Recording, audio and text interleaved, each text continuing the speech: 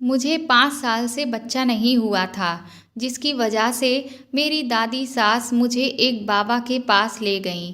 उस बाबा ने मुझे एक लड्डू खाने के लिए दिया। जैसे ही मैंने वह लड्डू खाया, मैं बेहोश हो गई और जब मैं उठी तो मेरी हालत बहुत ज़्यादा ख़राब थी। मेरे सारे कपड़े अस्त व्यस्त थे और मुझे नीचे बहुत दर्द हो रहा था। घर आकर जब मैं अपना बदन देखा तो मेरे होश उड़ गए, क्योंकि मेरे शरीर पर मेरा नाम पूजा है। मेरी शादी को 5 साल हो चुके हैं। मेरे ससुराल में मेरे सास ससुर, मेरे पति और मेरी दादी सास हैं। मेरे पति मुझसे बहुत प्यार करते हैं और मेरा बहुत सम्मान करते हैं। मेरे सास ससुर भी मुझे बहुत चाहते हैं, लेकिन क्योंकि मेरी शादी को 5 साल हो चुके हैं और मुझे अभी तक कोई भी बच्चा नहीं हुआ, इस वजह से मेरी दादी सास अब मुझे बिल्कुल भी पसंद नहीं करती हैं। मेरी दादी सास परंपराओं की गहराई से जुड़ी हुई औरत हैं और वह आज के ज़माने में भी लड़का और लड़की में भेदभाव करती हैं। उनका मानना है कि वंश बढ़ाने के लिए लड़का ही होना चाहिए और वह भी अपना ही खून होना चाहिए, जिसकी वजह से मैं आज तक किसी अनाथ बच्चे को गोद नहीं ले पाई। मेरी सासू माँ मुझे बहुत प्यार करती हैं, लेकिन वह अपनी सास से बहुत डरती हैं, जिसकी वजह से जब भी दादी सास मुझे खरी खोटी सुनाती हैं या ताने मारती हैं, तो मेरी सास उन्हें कुछ भी नहीं कह पाती। अक्सर उनके तानों को सुनकर मैं कमरे में जाकर फूट फूट कर रोती हूँ।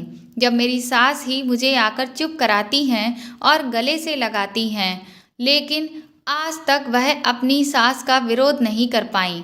खैर, मुझे भी इस बात का बहुत ज़्यादा बुरा नहीं लगता है, क्योंकि मैं इसमें ही खुश हूँ कि कम से कम मेरी सास तो मुझे ताने नहीं मारती, बल्कि मेरा दर्द समझती हैं। शादी के इतने साल बाद भी मेरी गोद हरी भरी नहीं हुई, जिसकी वजह से मुझे कई रिश्तेदारों के ताने भी सुनने को मिलते हैं।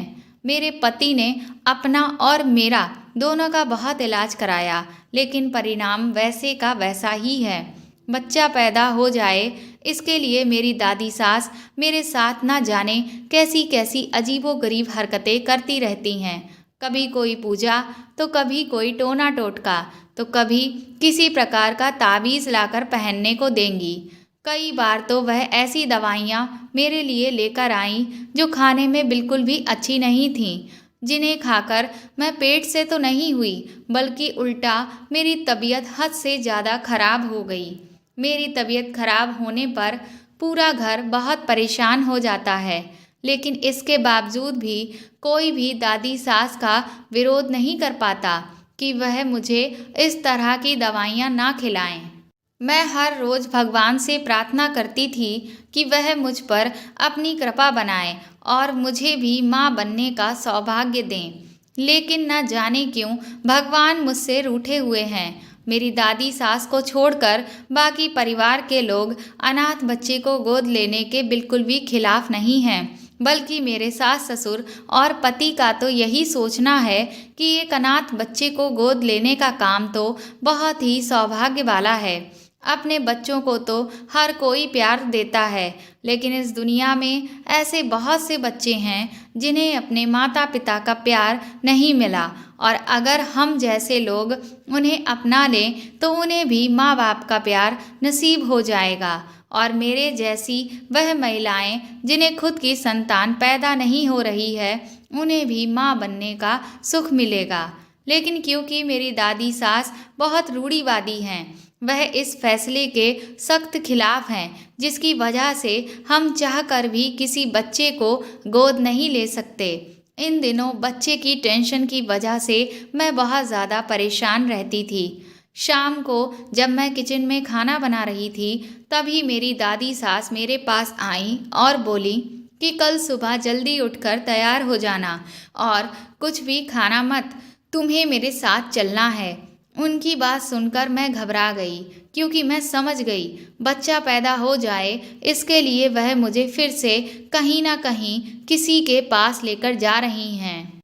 इससे पहले भी वह मुझे कई बाबाओं के पास लेकर जा चुकी हैं, जिसकी वजह से मुझे कई तकलीफ़ें झेलनी पड़ी हैं और बहुत ज़्यादा अजीब चीज़ों का सामना करना पड़ा है।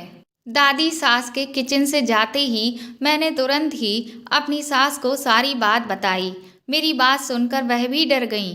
उन्होंने कहा, पूजा, तुम फिक्र मत करो, सुबह मैं भी तुम्हारे साथ ही चलूंगी। सुबह मेरी दादी सास ने जैसे ही मेरी सास को हमारे साथ चलते हुए देखा, वह उन पर भड़क गईं और बोली कि तुमसे साथ चलने को किसने कहा।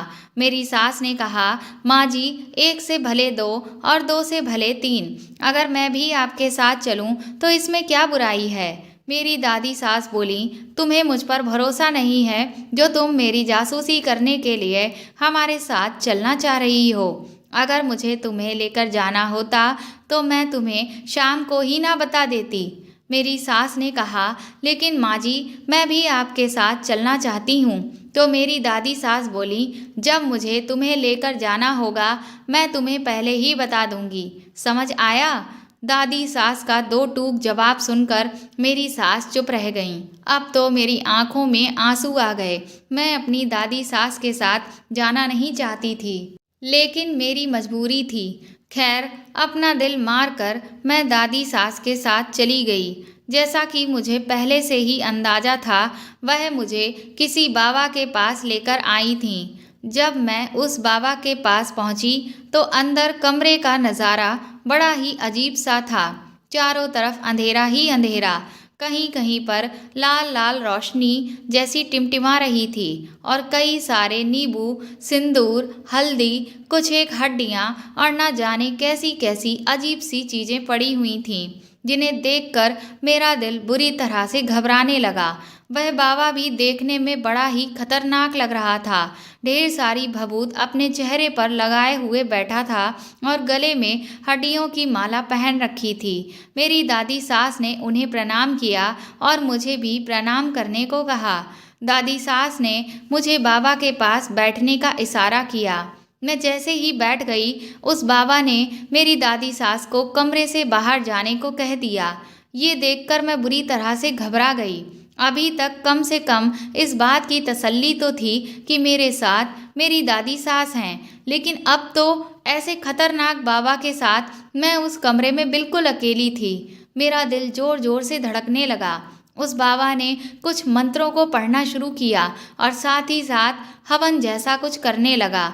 वह जब मंत्रों को पढ़ रहा था तो कभी उसकी आवाज़ बहुत तेज हो जाती तो कभी बहुत धीमी। फिर थोड़ी देर के बाद उस बाबा ने मुझे एक लड्डू खाने के लिए दिया। मैं उस लड्डू को खाना नहीं चाहती थी, लेकिन बाबा ने फिर से मुझे लड्डू खाने का इशारा किया। मजबूरन वह लड्डू मुझे खाना पड़ा। लड्डू को खाते ही न जाने क्यों मुझे अचानक से चक्कर आने लगे और मुझे पता ही नहीं चला कि मैं कब बेहोश हो गई।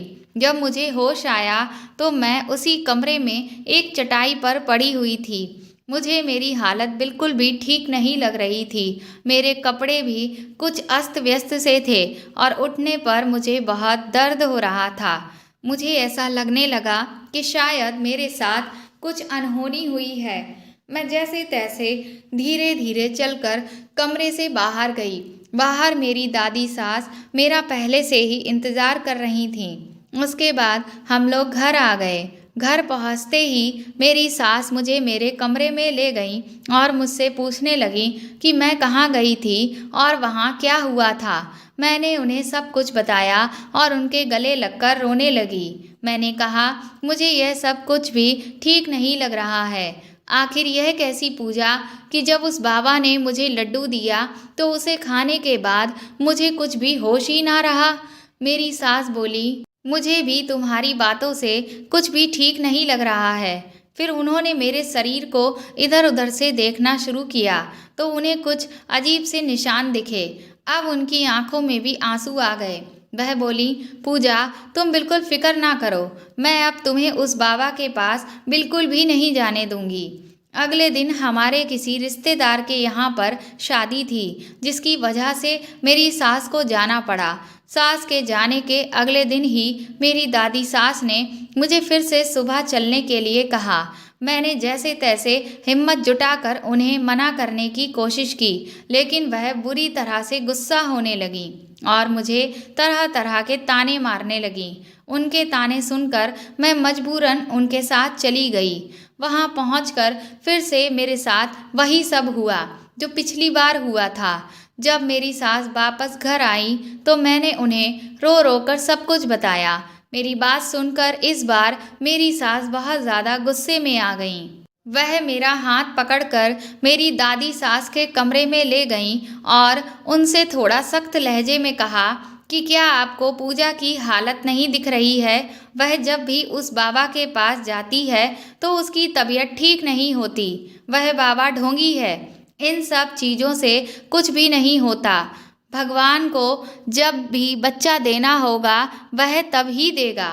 इसलिए मैं आपके आगे हाथ जोड़ती हूँ, आज के बाद मेरी पूजा को आप उस बाबा के पास लेकर नहीं जाएंगी। मेरी सास की बात सुनकर दादी सास बुरी तरह से भड़क गईं और उनके ऊपर चिल्लाकर बोलीं, खबरदार, जो उस बाबा को ढोंगी कहा, वह बहुत ही सिद्धि प्राप्त किए हुए बाबा हैं। तुम्हारी इस बांझ बहू की गोद अगर कोई भर सकता है ना, तो वह सिर्फ वो बाबा ही है। और मेरी एक बात कान खोल कर सुन लो, अगर अब भी इसकी गोद ना भरी तो मैं अपने पोते आशीष की दूसरी शादी करवाऊंगी और कोई मुझे रोक नहीं सकता। मेरे पति की दूसरी शादी की बात सुनकर मेरे तो पैरों तले ज़मीन ही खिसक गई। मेरी सास भी सन्न रह गईं। मेरी सास ने लड़खड़ाते हुए शब्दों में दादी सास से कहा, आप ऐसा नहीं कर सकती माँ जी। तो मेरी दादी सास बोली, कौन रोकेगा मुझे? कोई रोक कर तो दिखाए। क्या मेरे परिवार का वंश नहीं बढ़ेगा? यह औरत बांझ है तो क्या मेरा पोता पूरी जिंदगी बिना बच्चे के बिताएगा? इस घर को बारिश चाहिए, फिर वह चाहे इससे मिले या दूसरी औरत से, क्या फर्क पड़ता है? जो दूसरी आएगी वह भी तो आशीष की पत्नी ही कहलाएगी। मैं आंखों में आंसू लिए चुपचाप अपने कमरे में चली आई। अब तो मुझे ऐसा लग रहा था जैसे मेरा सब कुछ खत्म हो गया। मैं माँ नहीं बन सकती, यह गम तो मुझे आज तक तोड़ता ही चला आ रहा था। अब मेरे पति की दूसरी शादी की बात सुनकर तो मेरी जीने की इच्छा ही खत्म होने लगी थी। एक हफ्ते के बाद हम सबको पता चला कि वह बाबा जिसके पास मेरी दादी सास मुझे लेकर जाती थी, उसे पुलिस ने पकड़ लिया है, क्योंकि वह कई औरतों के साथ फ्रॉड करता था। जब मेरी दादी सास को ये बात पता चली तो वह बोली कि उस बाबा को फंसाया जा रहा है। वह तो बहुत ही नेक इंसान है। वह यह बात मानने को तैयार ही नहीं थी कि वह बाबा झूठा और मक्कार है। खैर, जो भी हो, लेकिन अब कम से कम मेरा उस बाबा से पीछा छूटा। लेकिन मुझे अपने पति की दूसरी शादी का डर सताने लगा था। शाम को मेरी सास मेरे कमरे में मेरे लिए खीर बनाकर लाई, लेकिन उस वक्त मेरा कुछ भी खाने का मन नहीं था। मैंने अपनी सास को मना किया कि मैं अभी नहीं, बाद में खा लूँगी, लेकिन मेरी सास ने ज़बरदस्ती मुझे वह खीर खिलाई। थोड़ी सी खीर खाने के बाद पता नहीं क्यों, लेकिन मुझे उल्टी जैसी लगने लगी और मैं भागकर उल्टी करने गई। जब मैं बाथरूम से निकली तो मेरे कमरे में मेरी दादी सास, मेरे पति, ससुर सभी लोग खड़े थे और मेरी सास ने तुरंत ही मुझे गले से लगा लिया और वह कहने लगी, आप सबको मुबारक हो, पूजा माँ बनने वाली है। अपनी सास के मुंह से ये बात सुनकर मैं दंग रह गई। मुझे समझ नहीं आ रहा था कि मेरी सासू माँ आखिर ऐसा क्यों कह रही हैं। उन्हें ऐसा क्यों लगा मैं माँ बनने वाली हूँ, लेकिन मुझे तो ऐसा कुछ भी नहीं लग रहा है। मैंने बीच में बोलने की कोशिश की पर मेरी सास ने मुझे चुप करा दिया। मेरी दादी सास तो मेरी बलाएं उतारते थक नहीं रही थीं। वह बोली, देखो, मैं न कहती थी कि वह बाबा बहुत चमत्कारी है। आज उन्हीं की वजह से हमारी पूजा की गोद भर गई है। उन्होंने तुरंत ही मेरे दोनों हाथ चूम लिए और मेरे हाथ में कुछ पैसे देकर बोली, अब जल्दी से मुझे मरने से पहले पोते का मुंह दिखा दे। बहुत इंतज़ार करवाया है तूने। सभी लोग बहुत खुश थे। मेरी दादी सास ने कहा, अब पूजा कोई भी काम नहीं करेगी, पूरी तरह से आराम करेगी। और उन्होंने मेरी सास से कहा, कान खोल के सुन लो, पूजा के खाने पीने का पूरा ध्यान तुम रखोगी और हर समय उसके साथ रहोगी। उसे किसी भी तरह की कोई तकलीफ नहीं होनी चाहिए। कुछ देर के बाद सभी लोग कमरे से चले गए। मुझे अभी भी कुछ भी समझ नहीं आ रहा था कि आखिर यह सब हो क्या रहा है। आखिर सबको इतनी बड़ी गलतफहमी कैसे हो गई। मेरे मन में शक आने लगा, कहीं ऐसा तो नहीं कि उस बाबा ने बेहोश करके मेरे साथ वो सब कुछ। नहीं नहीं, ये नहीं हो सकता। मैंने अपनी सास से जब इस बारे में बात करने की कोशिश की तो वह मेरी बात सुनने को तैयार ही नहीं थी। उन्होंने इस तरह का व्यवहार मेरे साथ पहले कभी नहीं किया था। मैं बहुत दुविधा में थी क्योंकि मुझे पेट से होने का कोई एहसास नहीं था। अब सभी लोग मेरा बहुत ज़्यादा ध्यान रख रहे थे। मैं भी खुश थी, लेकिन सच्चाई क्या थी यह मुझे पता थी। लेकिन उस सच्चाई को कोई सुनना ही नहीं चाहता था। पर बीच बीच में कहीं उस बाबा ने मेरे साथ गलत किया होगा, ये सोच के घबराहट होने लगती थी। क्योंकि मुझे लगा कहीं ऐसा तो नहीं कि मैं समझ ही नहीं पा रही हूँ कि मैं पेट से हूँ या नहीं। पर फिर लगता कि ऐसा कैसे हो सकता है, मुझे खुद को तो सबसे पहले पता चलेगा। शाम को मेरी सास बाजार से मेरे लिए फल लाने गईं, लेकिन जब वह लौटी तो हम सब उन्हें देखकर बुरी तरह से चौंक गए, क्योंकि मेरी सास का हाथ टूट चुका था और उनके हाथ पर प्लास्टर चढ़ा हुआ था। उनकी ऐसी हालत देखकर मैं फूट फूट कर रोने लगी। मैंने कहा, आपके साथ आखिर यह कैसे हो गया? तो वह बताने लगी कि उनका रास्ते में छोटा सा एक्सीडेंट हो गया था, जिसकी वजह से उनके हाथ की हड्डी टूट गई है। डॉक्टर ने कहा है कि उनका हाथ 6 से 7 महीने से पहले ठीक नहीं होने वाला है। यह सुनकर हम सबके चेहरे का रंग ही उड़ गया। मेरी दादी सास तो बहुत ज़्यादा परेशान हो गईं। वह बोली, अब ऐसी हालत में पूजा का ध्यान कौन रखेगा?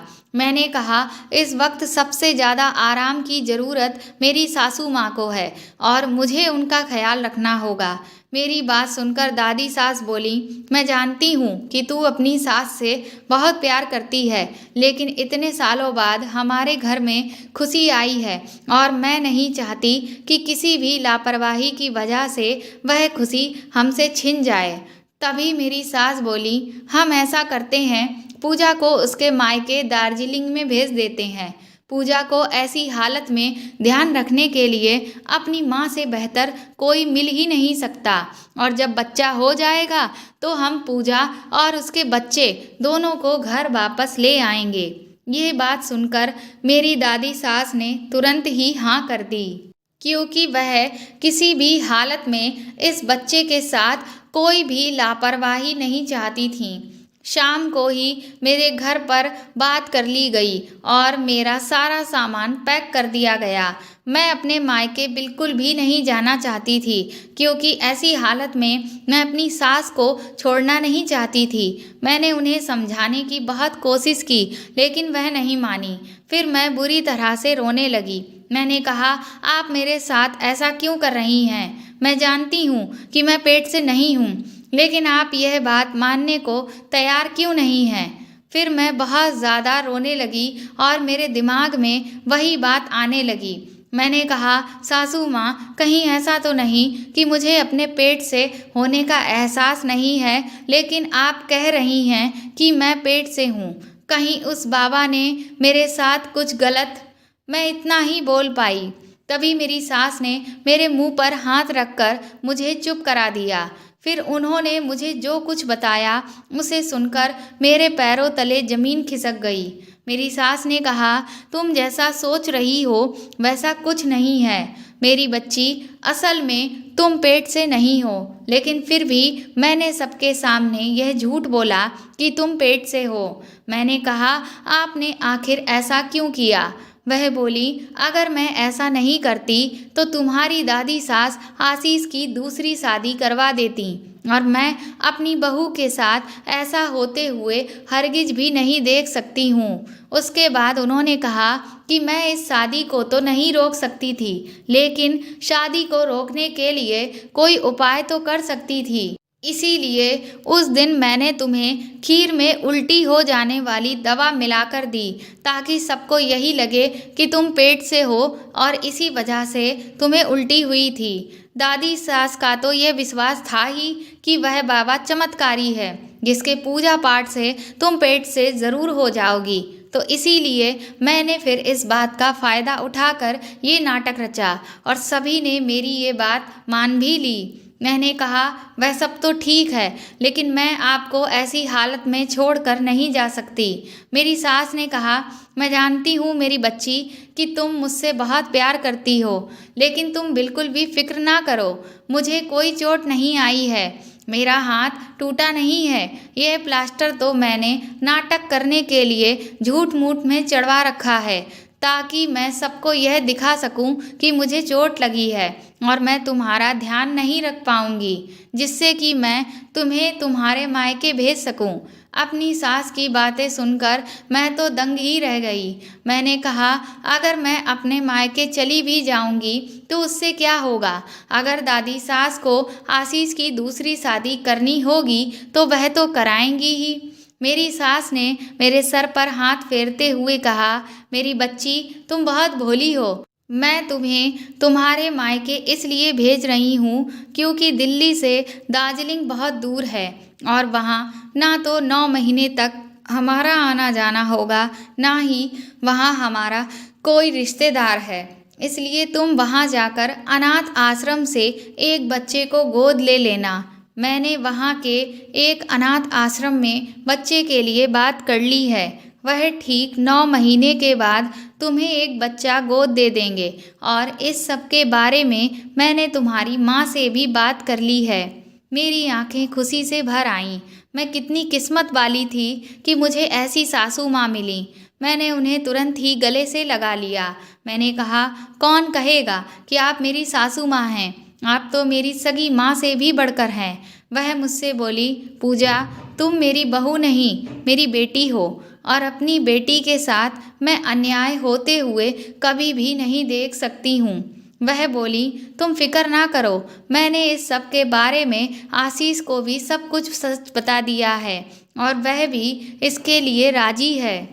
इसलिए अब तुम बिना मेरी फिक्र किए हुए अपने मायके चली जाओ और 9 महीने बाद मेरे घर का वारिस लेकर ही वापस आना, ताकि तुम्हारे माथे से एक बांझ औरत होने का कलंक मिट सके और हमारे घर में भी खुशियाँ ही खुशियाँ हों और मेरी बहू जो मेरी बेटी है वह भी मेरे पास वापस आ जाए।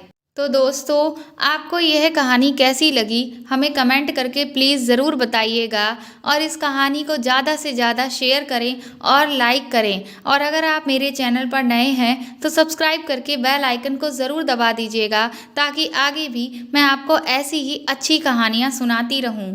Thank you.